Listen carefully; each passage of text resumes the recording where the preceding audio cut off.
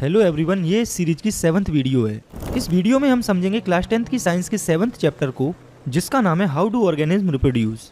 तो सबसे पहले हमें समझना है कि रिप्रोडक्शन क्या होता है। तो ये एक ऐसी बायोलॉजिकल प्रोसेस होती है जिसमें ऑर्गेनिज्म उसी के जैसे ऑर्गेनिज्म को क्रिएट करता है।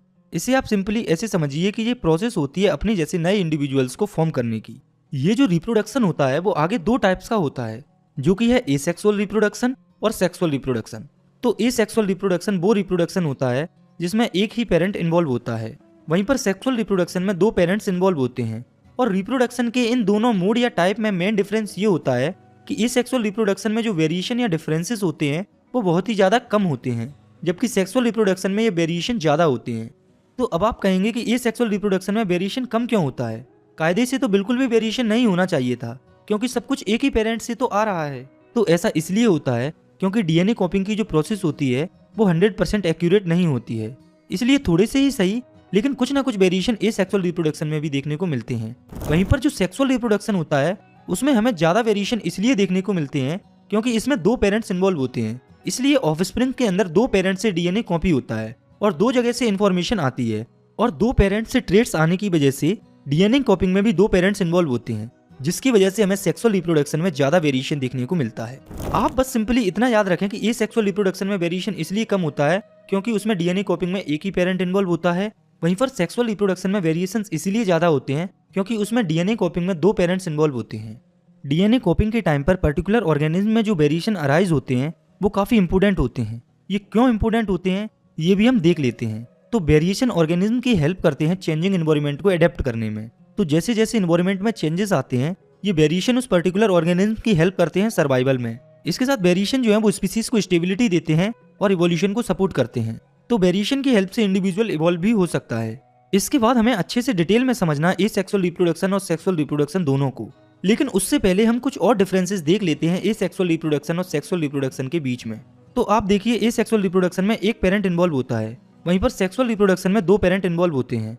एसेक्सुअल रिप्रोडक्शन में गैमीट फॉर्म नहीं होता है और ना ही फर्टिलाइजेशन की प्रोसेस होती है। वहीं पर सेक्सुअल रिप्रोडक्शन में गैमीट फॉर्मेशन और फर्टिलाइजेशन दोनों प्रोसेस होती हैं।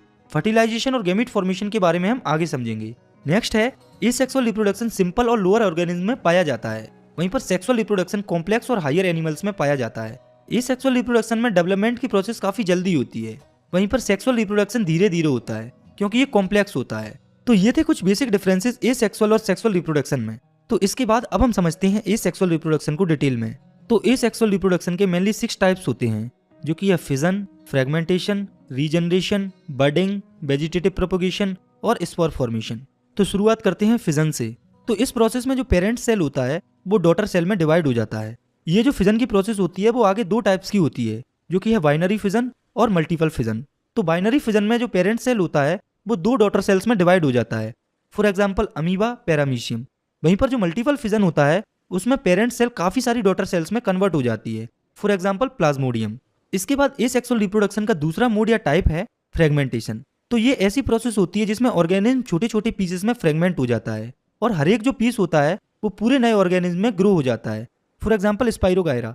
तो आप देखिए, ये है स्पाइरोगायरा। ये आगे कितने पीसेस में फ्रेगमेंट हो रहा है, आगे जाके ये हर एक पीस एक नए स्पाइरोगायरा में ग्रो हो जाता है। एसेक्सुअल रिप्रोडक्शन का तीसरा मोड है रीजनरेशन। तो इसमें कुछ ऑर्गेनिज्म ऐसे होते हैं जिनमें कैपेसिटी होती है फुल ऑर्गेनिज्म में ग्रो होने की। जब वो कट होते हैं या ब्रोक डाउन हो जाते हैं मेन ऑर्गेनिज्म से, फॉर एग्जाम्पल प्लानेरिया और हाइड्रा।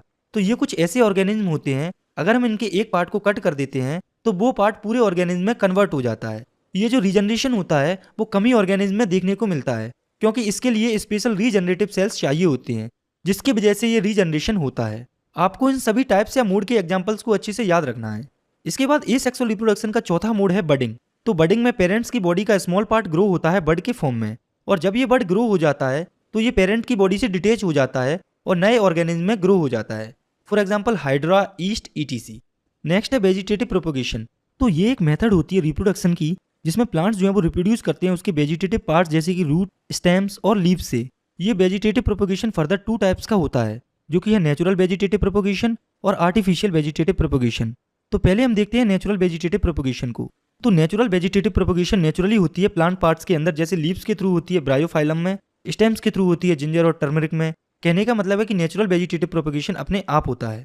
वहीं पर हम बात करें दूसरे टाइप के वेजिटेटिव प्रोपगेशन की, जो कि है आर्टिफिशियल वेजिटेटिव प्रोपोगेशन। तो इसमें हम ह्यूमंस खुद ही वेजिटेटिव प्रोपोगेशन कराते हैं प्लांट पार्ट्स के अंदर कुछ प्रोसेसेस से, जैसे कि cutting, grafting, layering and tissue culture etc. तो एसेक्सुअल रिप्रोडक्शन के अंदर सबसे इफेक्टिव मोड यही होता है और इसके इफेक्टिव होने के पीछे कुछ रीजन्स या बेनिफिट्स भी होते हैं। तो आइए नजर डालते हैं उन बेनिफिट्स पर।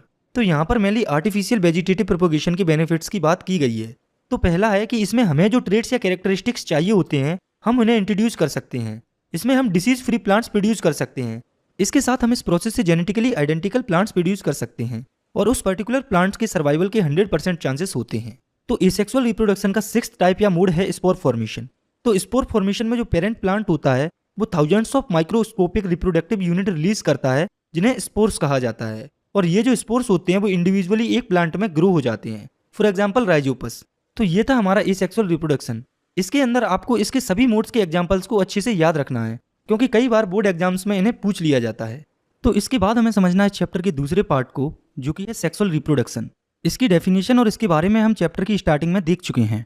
हमें यहाँ पर 2 ऑर्गेनिज्म के अंदर सेक्सुअल रिप्रोडक्शन को समझना है, जो कि है फ्लावर के अंदर और ह्यूमंस के अंदर। तो पहले हम देखते हैं sexual reproduction in flowering plants, यानी कि फ्लावरिंग प्लांट्स के अंदर सेक्सुअल रिप्रोडक्शन। तो आप पहले इस फ्लावर के डायग्राम को देखिए। तो ये है एक हिबिस्कस का फ्लावर। तो किसी भी फ्लावर में मेनली 4 पार्ट्स होते हैं, जो कि है सेपल्स, पेटल्स, पिस्टिल और स्टेमन।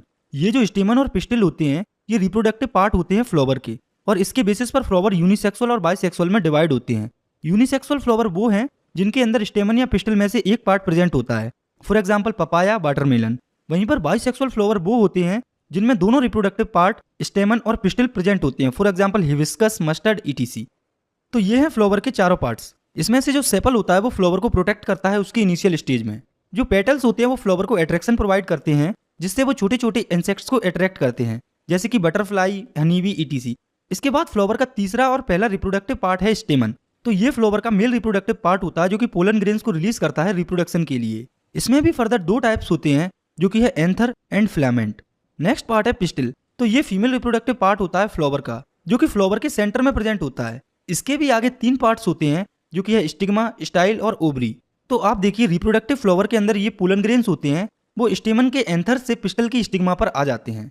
एंथर से स्टिग्मा पर पोलन ग्रेन आने की जो प्रोसेस होती है उसे पॉलिनेशन कहा जाता है। ये पॉलिनेशन भी फर्दर 2 टाइप्स की होती है, जो कि है सेल्फ पॉलिनेशन और क्रॉस पॉलिनेशन। तो जब सेम फ्लावर के एंथर के पोलन ग्रेन सेम फ्लावर के ही स्टिग्मा पर अटैच हो जाते हैं तो उसे सेल्फ पॉलिनेशन कहा जाता है। वहीं पर जब डिफरेंट फ्लावर के पोलन ग्रेन किसी दूसरे फ्लावर की स्टिग्मा पर ट्रांसफर होते हैं तो उस पॉलिनेशन को क्रॉस पॉलिनेशन कहा जाता है। ये जो सेल्फ पॉलिनेशन होता है वो सिर्फ बाइसेक्सुअल फ्लावर में देखने को मिलता है, वहीं पर क्रॉस पॉलिनेशन यूनिसेक्सुअल और बाइसेक्सुअल दोनों फ्लावर में देखने को मिलता है। ये जो पोलन ग्रेन्स होते हैं प्लांट्स के अंदर ये एंथर से अपने आप स्टिग्मा पर ट्रांसफर नहीं होते। इनको ट्रांसफर होने के लिए कुछ एजेंट्स की जरूरत होती है। तो पोलन ग्रेन्स जो है वो वाटर की हेल्प से, विंड की हेल्प से और एनिमल्स में इंसेक्ट्स की हेल्प से ट्रांसफर होते हैं।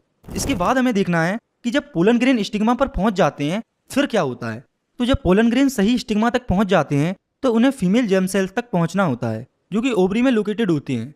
पोलन ग्रेन्स को ओवरी तक पहुंचने के लिए इस पोलन ट्यूब से पास होना होता है, जिसे स्टाइल कहा जाता है। तो जब पोलन ग्रेन्स ओवरी में पहुंच जाते हैं तो फर्टिलाइजेशन की प्रोसेस हो जाती है। और बात करें फर्टिलाइजेशन की तो ये ऐसी प्रोसेस होती है जिसमें मेल और फीमेल गैमेट आपस में फ्यूज होते हैं जाइगोट फॉर्म करने के लिए। तो जब जाइगोट फॉर्म हो जाता है तो वो काफी बार डिवाइड होता है ओव्यूल के अंदर एम्ब्रियो को फॉर्म करने के लिए, और बाद में ओव्यूल के ऊपर एक सीड कोट फॉर्म हो जाती है जो कि ग्रेजुअली सीड में कन्वर्ट हो जाती है। इसके बाद हमें शॉर्ट में समझना है डबल फर्टिलाइजेशन को। तो इस प्रोसेस में 2 मेल पोलर न्यूक्लियाई पहुंचते हैं प्लांट की ओवरी में, जिसमें से एक फ्यूज होता है एग के साथ और दूसरा फ्यूज होता है पोलर न्यूक्लियाई के साथ। तो आप देखिए कि यहाँ पर 2 बार फर्टिलाइजेशन हो रहा है, इसलिए इस प्रोसेस को डबल फर्टिलाइजेशन कहा जाता है। नेक्स्ट हमें समझना है इस चैप्टर के सबसे इंपॉर्टेंट टॉपिक को, जो कि है रिप्रोडक्शन इन ह्यूमन बींग्स, यानी कि ह्यूमन बींग्स के अंदर रिप्रोडक्शन। तो ह्यूमन रिप्रोडक्शन को समझने की शुरुआत हम करेंगे प्यूबर्टी को समझने से। तो ये हर एक ऑर्गेनिज्म की लाइफ में एक पीरियड होता है जब वो इंडिविजुअल रिप्रोडक्टिवली मैच्योर हो जाता है, और इंडिविजुअल की उस कंडीशन को प्यूबर्टी कहा जाता है। या फिर हम प्यूबर्टी उस पीरियड को कह सकते हैं जब गर्ल्स या फीमेल्स की ओवरी में जर्म सेल बनने लगते हैं और बॉयज या मेल्स के टेस्टिस में स्पर्म सेल्स बनने लगते हैं। प्यूबर्टी के टाइम पर गर्ल्स और बॉयज की बॉडी में कुछ स्पेसिफिक चेंजेस होते हैं। तो आइए नजर डालते हैं उन चेंजेस पर। तो पहले हम देखते हैं उन चेंजेस को जो गर्ल्स के अंदर हमें देखने को मिलते हैं। तो पहला है कि गर्ल्स के अंदर ब्रेस्ट का साइज बढ़ना स्टार्ट हो जाता है। दूसरा है बॉडी के कुछ प्राइवेट पार्ट्स जैसे कि आर्मपेट्स और प्यूबिक एरिया में थिक हेयर ग्रो होना स्टार्ट हो जाते हैं। तीसरा चेंज है जो स्किन होती है वो ऑयली हो जाती है, जिससे पिंपल्स हो सकते हैं। और सबसे मेन इंपॉर्टेंट चेंज गर्ल्स में ये होता है कि उनके अंदर मेंस्ट्रुअल साइकिल स्टार्ट हो जाती है। गर्ल्स में ये सभी चेंजेस 10 से 14 ईयर के बीच में शुरू होते हैं। और वहीं पर बात करें बॉयज़ की, तो उनके अंदर प्यूबर्टी के टाइम पर फेस पर थिक हेयर आना स्टार्ट हो जाते हैं, आवाज़ भारी होना स्टार्ट हो जाती है, प्राइवेट पार्ट्स जैसे कि आर्मपिट और प्यूबिक या जेनाइटल एरियाज में हेयर आना स्टार्ट हो जाते हैं, और जो स्किन होती है वो ऑयली हो जाती है और पिंपल्स आना भी शुरू हो जाते हैं। इसके साथ प्यूबर्टी के टाइम पर दोनों बॉयज़ और गर्ल्स के जो रिप्रोडक्टिव ऑर्गन्स होते हैं वो ग्रो होना स्टार्ट हो जाते हैं। बॉयज़ में प्यूबर्टी का टाइम होता है 12 से 16 ईयर के बीच में। तो आपको ये याद रखना है कि हर एक लड़के या लड़की में अलग अलग टाइम पर प्यूबर्टी आती है, किसी में थोड़ी जल्दी आ जाती है, किसी में थोड़ी लेट। इसके बाद हमें देखना है ह्यूमंस के रिप्रोडक्टिव ऑर्गन्स को। तो पहले है मेल रिप्रोडक्टिव सिस्टम। तो ये जो डायग्राम आप देख रहे हैं ये है मेल रिप्रोडक्टिव सिस्टम। इसमें ये है टेस्टिस। तो टेस्टिस के अंदर ही मेल्स में जो जर्म सेल या स्पर्म्स होते हैं वो फॉर्म होते हैं। इसके साथ जो मेल हार्मोन होता है जो कि है टेस्टोस्टेरोन, वो टेस्टिस से ही सीक्रेट होता है। टेस्टिस के अंदर स्पर्म फॉर्मेशन प्यूबर्टी के टाइम पर स्टार्ट होता है और इंडिविजुअल के लाइफ टाइम तक चलता है। टेस्टिस के बाद नेक्स्ट पार्ट है स्क्रोटम। तो ये सेक लाइक स्ट्रक्चर होता है जिसमें टेस्टिस प्रेजेंट होते हैं, और ये स्क्रोटम ही स्पेशल टेम्परेचर प्रोवाइड करता है टेस्टिस को स्पर्म फॉर्मेशन के लिए। तो स्पर्म फॉर्मेशन के लिए बॉडी टेम्परेचर से कम टेम्परेचर चाहिए होता है, तो टेस्टिस को ये टेम्परेचर स्क्रोटम ही प्रोवाइड करता है। टेस्टिस और स्क्रोटम को देखने के बाद नेक्स्ट इंपोर्टेंट पार्ट है वास डिफरेंस। तो ये एक ऐसी ट्यूब होती है जो कि ये जो स्पर्म्स होते हैं उन्हें यूरेथ्रा तक कैरी करती है, और ये जो यूरेथ्रा जो है वो कॉमन पासेज होता है स्पर्म्स और यूरिन के लिए, यानी कि स्पर्म्स और यूरिन एक ही पासेज से पास होती है। तो ये 3 मेन पार्ट्स होते हैं मेल रिप्रोडक्टिव सिस्टम के। बाकी के पार्ट्स और इसकी वर्किंग को हम डायग्राम से अच्छे से समझ लेते हैं। तो सबसे पहले टेस्टिस के अंदर स्पर्म्स फॉर्म होते हैं जो कि स्क्रोटम सैक में प्रेजेंट होते हैं। ये जो स्पर्म फॉर्म हो जाते हैं वो वास डिफरेंस में जाते हैं, फिर आगे वास डिफरेंस में ही यूरिनरी ब्लेडर से एक और ट्यूब कनेक्ट हो जाती है, और जो कि आगे यूरेथ्रा से जुड़ती है, जो कि कॉमन पासेज होता है स्पर्म्स और यूरिन के ट्रांसफर के लिए। तो आप देखिए यहाँ पर 2 ग्लैंड और हैं जो कि ये सेमिनल वेसिकल और प्रोस्टेट ग्लैंड। तो ये दोनों ग्लैंड सीक्रेशंस करते हैं जो कि न्यूट्रिशियस होता है स्पर्म्स के लिए, और यही स्पर्म सेल को लिक्विड फॉर्म जो कि होता है सीमन उसमें कन्वर्ट करते हैं। और मेल रिप्रोडक्टिव ऑर्गन से स्पर्म अकेला रिलीज नहीं होता, बल्कि वो सीमन के फॉर्म में रिलीज होता है पेनिस से। मेल रिप्रोडक्टिव सिस्टम को देखने के बाद अब हम देखते हैं फीमेल रिप्रोडक्टिव सिस्टम को। तो ये जो डायग्राम आप देख रहे हैं ये है फीमेल रिप्रोडक्टिव सिस्टम। तो इसमें सबसे पहले ये है ओवरीज। तो ये ओवल शेप्ड ऑर्गन होती हैं जो कि पेयर में प्रेजेंट होती हैं लोअर एब्डोमेन के हर एक साइड में, और इनका फंक्शन होता है कि ये जो है वो ओवम सेल्स और फीमेल सेक्स हार्मोन जो कि होता है एस्ट्रोजन और प्रोजेस्टेरोन वो रिलीज करती हैं। इसके बाद नेक्स्ट पार्ट है फेलोपियन ट्यूब। तो ये फर्टिलाइजेशन की साइड होती है फीमेल्स के अंदर। इसे ओविडक्ट्स भी कहा जाता है, जो कि होलो मस्कुलर डक्ट्स का पेयर होता है यूटेरस और ओवरीज के बीच में। तो इसका फंक्शन होता है कि जो एग होता है ये उसे यूटेरस तक ले जाती है। ये कैसे होता है ये हम आगे समझेंगे। फीमेल रिप्रोडक्टिव सिस्टम का तीसरा पार्ट है यूटेरस। तो ये एक hollow pear shaped bag like structure होती है जिसमें फर्टिलाइजेशन के बाद जो एम्ब्रियो होता है उसका कंप्लीट डेवलपमेंट होता है। इसे बॉम्ब भी कहा जाता है जिसका हिंदी में मतलब होता है गर्भ। इसके साथ जब फर्टिलाइजेशन नहीं होता तब ये मेंस्ट्रुअल साइकिल के लिए रिस्पॉन्सिबल होती है। यूटेरस के बाद फीमेल रिप्रोडक्टिव सिस्टम का चौथा पार्ट है वेजाइना। तो ये एक मस्कुलर कैनाल होती है फीमेल्स में जो कि स्पर्म को रिसीव करती है। इसके भी कुछ इंपोर्टेंट फंक्शन होते हैं, जैसे कि ये बर्थ कैनाल होती है, यानी कि ऑर्गेनिज्म का बर्थ यहीं से होता है, मेंस्ट्रुएशन भी यहीं से होता है, और जो सेक्सुअल प्लेजर होता है वो यहीं से आता है। तो ये था फीमेल रिप्रोडक्टिव सिस्टम। नेक्स्ट हमें देखना ह्यूमन बींग्स के अंदर फर्टिलाइजेशन को। तो पहले तो आप ये समझिए कि फर्टिलाइजेशन क्या होता है। तो ये फ्यूजन होता है मेल गैमिट स्पर्म और फीमेल गैमिट ओवम का। तो जब स्पर्म फ्यूज होता है एग के साथ तो वो जाइगोट में फॉर्म हो जाता है, जिससे न्यू प्रोजेनी फॉर्म होता है। तो ये जो जाइगोट होता है इसमें आगे काफी सारे डिविजन्स होते हैं और ये फर्दर एम्ब्रियो में कन्वर्ट हो जाता है। फिर ये एम्ब्रियो फर्दर यूटेरस की सॉफ्ट एंड थिक लाइनिंग में पहुंच जाती है। फिर इस एम्ब्रियो का पूरा फर्दर डेवलपमेंट यूटेरस के अंदर ही होता है। तो ये बेबी होता है यूटेरस के अंदर, उसको न्यूट्रिशन मिलता है मदर ब्लड से, जिसे कि प्लासेंटा कहा जाता है। तो अब आप इसे डायग्राम की हेल्प से समझिए। तो सबसे पहले जो ओवरी होती है वो ओवम या एग को रिलीज करती है। तो इधर फीमेल्स की फेलोपियन ट्यूब में एग या ओवम आ जाता है, और मेटिंग यानी कि सेक्स के दौरान जो स्पर्म्स होते हैं वो पहले वेजाइना में जाते हैं और फिर ये स्पर्म्स फ्लो करते हुए फेलोपियन ट्यूब में पहुंच जाते हैं। तो यहाँ पर आप देखिए कि जो ओवम है वो फेलोपियन ट्यूब में ऑलरेडी प्रेजेंट है और स्पर्म सेल्स फ्लो होते हुए फेलोपियन ट्यूब में पहुंच जाते हैं। तो स्पर्म सेल्स जो है वो मिलियंस में प्रेजेंट होते हैं। तो मिलियंस स्पर्म में से ही एक स्पर्म सेल ओवम से फ्यूज हो जाता है और जाइगोट फॉर्म कर लेता है, और फिर ये जाइगोट एम्ब्रियो में कन्वर्ट हो जाता है। फिर ये एम्ब्रियो यूटेरस की थिक लाइनिंग में इम्प्लांट हो जाता है, जहां इसका कंप्लीट डेवलपमेंट होता है। इसको खाना, ऑक्सीजन वगैरह सब प्लासेंटा के थ्रू मिलता है, और इस पूरी प्रोसेस की टाइमिंग होती है अराउंड 9 मंथ्स। तो ये तो हमने देख लिया कि जब एग और स्पर्म का फर्टिलाइजेशन हो जाता है उस कंडीशन में क्या होता है। अब हमें उस कंडीशन को भी देखना है कि जब जो एग है वो फर्टिलाइज नहीं होता है, तो ओवरी जो है वो हर महीने में एक एग रिलीज करती है। ओवरी एग्स अल्टरनेटिवली रिलीज करती है, जैसे एक मंथ में लेफ्ट ओवरी से एग रिलीज हुआ तो अगले में राइट से होगा। तो जो ओवरी होती है वो हर महीने एक एग को रिलीज करती है, इसलिए जो यूटेरस होता है वो अपने आप को प्रिपेयर कर लेता है फर्टिलाइज्ड एग को रिसीव करने के लिए। और ये जो यूटेरस होता है वो थिक एंड स्पंजी हो जाता है। तो आप देखिए, अगर ये जो एग रिलीज होता है वो 2 से 3 दिन तक एक्टिव रहता है या जिंदा रहता है। इसलिए जब फर्टिलाइजेशन नहीं होता है तो इस लाइनिंग की जरूरत नहीं होती और ये लाइनिंग धीरे धीरे ब्रेक होती है और ये ब्लड और म्यूकस के साथ वेजाइना से बाहर आ जाती है। इसे ही मेंस्ट्रुअल साइकिल कहा जाता है। ये हर मंथ होती है फीमेल्स में, जो कि यूजुअली 3 से 7 डेज तक चलती है। ये मेंस्ट्रुएशन फीमेल्स में प्यूबर्टी के टाइम से शुरू होती है और यूजुअली 45 की एज तक चलती है। तो फीमेल्स में या गर्ल्स में जो पहली मेंस्ट्रुअल साइकिल होती है उसे मेनार्क कहा जाता है और जो आखिरी मेंस्ट्रुअल साइकिल होती है उसे मेनोपॉज कहा जाता है। इसके बाद है इस चैप्टर का आखिरी टॉपिक, जो कि है रिप्रोडक्टिव हेल्थ। तो रिप्रोडक्टिव हेल्थ बेसिकली होती है रिप्रोडक्शन के सभी physical, mental, social, emotional aspects में सही होना। यानी कि इंडिविजुअल अगर फिजिकली हेल्दी है, मेंटली सही है, सोशली और इमोशनली भी सही सोचता है, तो इसका मतलब है कि वो इंडिविजुअल रिप्रोडक्टिवली हेल्दी है, उसकी रिप्रोडक्टिव हेल्थ सही है। तो आप देखिए, हायर एनिमल्स में मेनली रिप्रोडक्शन में सेक्सुअल इंटरकोर्स इन्वॉल्व होता है। इस सेक्सुअल कॉन्टैक्ट के द्वारा भी कुछ डिसीजेज होती हैं जो कि ट्रांसमिट होती हैं एक दूसरे को, और जो डिसीजेज सेक्सुअल कॉन्टैक्ट के दौरान ट्रांसमिट होती हैं उन्हें सेक्सुअली ट्रांसमिटेड डिसीज कहा जाता है, जिन्हें शॉर्ट फॉर्म में एसटीडीज कहते हैं। ये एसटीडीज मेनली 2 टाइप से फैलती हैं, एक बैक्टीरिया के थ्रू, दूसरी वायरस के थ्रू। जो एसटीडीज बैक्टीरिया के थ्रू स्प्रेड होती हैं उन्हें बैक्टीरियल एसटीडीज कहा जाता है, for example gonorrhoea, syphilis, etc. वहीं पर जो एसटीडीज वायरस के थ्रू स्प्रेड होती हैं उन्हें वायरल एसटीडीज कहा जाता है, for example HIV, warts, etc. तो ये जो एसटीडीज होती हैं ये काफ़ी हार्मफुल होती हैं, इनसे कभी कभी इंडिविजुअल की डेथ भी हो सकती है। इसलिए एसटीडीज से हमें काफ़ी बचकर रहना चाहिए। एसटीडीज के केस में एक टर्म कहा जाता है कि इसकी जो प्रिवेंशन है वो क्योर से अच्छी होती है, क्योंकि ये एक बार अगर हो जाती है तो ये बड़ी मुश्किल से सही होती है। कुछ डिसीजेस तो ऐसी भी होती हैं जो कि सही नहीं होती हैं, तो हम जो है वो इनसे बचने के लिए कुछ कॉन्ट्रासेप्टिव्स को यूज कर सकते हैं। तो कॉन्ट्रासेप्टिव्स बेसिकली उन डिवाइसेस को कहा जाता है जो कि अनवांटेड प्रेगनेंसी और एसटीडीज को अवॉइड करने में हेल्प करते हैं। ये जो कॉन्ट्रासेप्टिव्स होते हैं इनके वेरियस टाइप्स होते हैं, जैसे कि physical methods, chemical methods, surgical methods, etc. तो चलिए समझते हैं कॉन्ट्रासेप्टिव्स के इन सभी मेथड्स को। शुरुआत करते हैं फिजिकल मेथड से। तो इस मेथड में फिजिकल बैरियर का यूज किया जाता है जिससे एग्स और स्पर्म की मीटिंग और फ्यूजन ना हो पाए, for example condom, cervical caps, etc.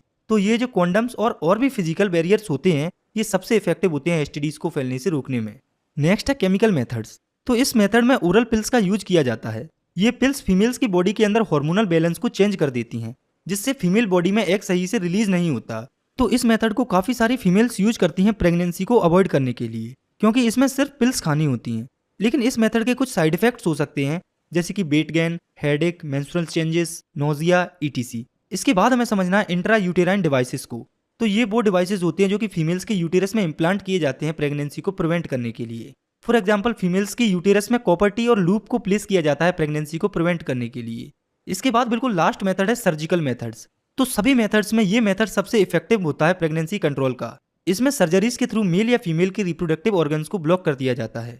Mails के अंदर इसे वेसेक्टोमी कहा जाता है, जिसके अंदर मेल्स के वास्ट डिफरेंस को ब्लॉक कर दिया जाता है, जिससे स्पर्म का ट्रांसफर ब्लॉक हो जाता है। वहीं पर फीमेल्स के अंदर इस प्रोसेस को वेसेक्टोमी कहा जाता है, जिसमें जो फिलोपियन ट्यूब होता है उसको ब्लॉक कर दिया जाता है, जिससे एग का ट्रांसफर नहीं होता है।